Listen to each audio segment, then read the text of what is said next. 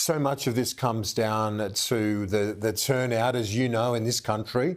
It's compulsory voting. In your home nation, it's not. And getting people to the ballot box is so important, isn't it? Can you give us a sense of how big that operation is?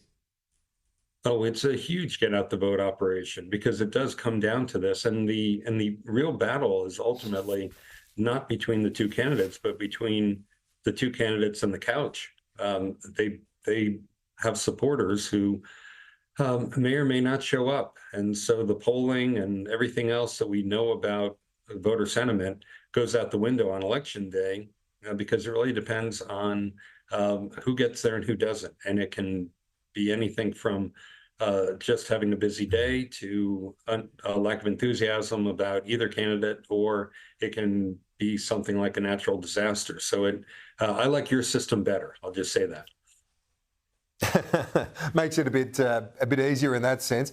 Less money to be spent to get people out there. Can I ask you, Jeff, looking at every bit of coverage, the podcasts, the pollsters, the campaign directors like David Plouffe of Kamala Harris's campaign, it seems it really is a toss-up right now. From your reading of it, is it as close as it appears from afar? Yes, it's that close. There are 7 battleground states: Michigan, Wisconsin, Pennsylvania, North Carolina, Georgia, Arizona, and Nevada. Those are the 7. And all of them are within the margin of error. So when you see a poll that says one of them went up or one of them went down, it's not statistically significant because within the margin of error, it could be either way. So it really is about a few thousand votes in each of those 7 states that will decide the election. One thing that tends to happen, though, is that the direction that 1 or 2 states are leaning turns out to be the direction that all of them are leaning. So the most likely scenario is either Kamala, wins all 7, or the second most likely would probably be that Donald Trump wins all 7.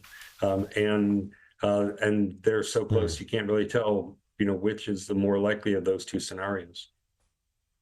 It's an incredible scenario broadly. It really is the biggest show in town at the moment. We appreciate your time and your insights. Jeff Bleich, former ambassador to Australia, special counsel to Barack Obama. Thanks for your time. Yeah, well, thank you very much, Kieran. It's really good to see you again.